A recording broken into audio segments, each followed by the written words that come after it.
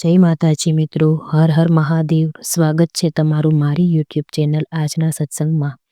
આજના વિડીયોમાં આપણે જાણીશું એક એવો ઉપાય જે કરવાથી તમારા પિતૃઓની સદગતિ થશે. જો તમને મારો વિડીયો પસંદ આવે તો લાઈક કરજો, શેર કરજો અને સબસ્ક્રાઈબ કરજો.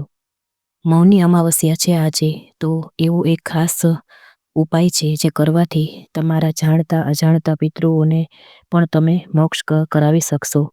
તો ચાલો જાણી લઈએ તે ઉપાય વિશે. મૌની અમાવસ્યા એ વિશેષ તિથિઓમાંથી તિથિ છે જેમાં પૂજા પાઠ, વ્રત, દાન, પુણ્ય અને આધ્યાત્મિક ઉત્થાનનું ખૂબ મહત્વ રહે છે. આ દિવસે પિતૃ ધરતી પર આવે છે અને તેમના વંશજો તેમની આત્માની તૃપ્તિ માટે તર્પણ, પિંડદાન અને પૂજા જરૂર કરવી જોઈએ. સાથે જ મૌની અમાવસ્યાની સાંજે પિતૃના નામનો દીવો પણ કરવો જોઈએ. તો એવો કયો ઉપાય છે તે જાણી લઈએ. પિતરો માટે તમે કરો આ ઉપાય. મૌની અમાવસ્યાના દિવસે પિતરોના નામથી તર્પણ કરવું શુભ માનવામાં આવે છે. તેનાથી પિતરોની આધ્યાત્મિક શાંતિ પણ મળે છે. એવું માનવામાં આવે છે કે પૂર્વજોના નામ પણ તમે નથી જાણતા, તેમને પણ તમે આ દિવસે તર્પણ કરો તો તમને માનસિક શાંતિ મળે છે.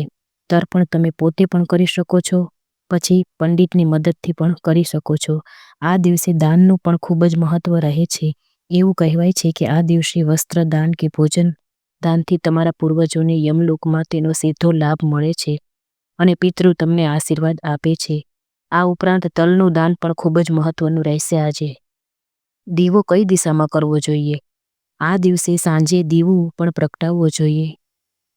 તેનાથી પિતરોની આત્માને શાંતિ મળે છે. તો આ કઈ દિશા છે તે આપણે જાણી લઈએ. આ દિવસે સાંજે પિતરોની આત્માને શાંતિ મળે એટલા માટે જાતકે સાંજના સમયે ઘરના દરવાજાના ખૂણા પર દીવો કરવો. સાથે જ યાદ રાખો કે આ દીવો દક્ષિણ દિશામાં પ્રગટાવવો, કારણ કે આ દિશા યમને સમર્પિત હોય છે. સાથે જ આ દિવસે પીપળાના ઝાડ પર જળ જરૂરથી ચડાવવું જોઈએ. એવું કહેવાય છે કે પીપળાના ઝાડમાં બધા દેવતાઓનો વાસ હોય છે, તેનાથી પણ પિતૃ પ્રસન્ન રહે છે.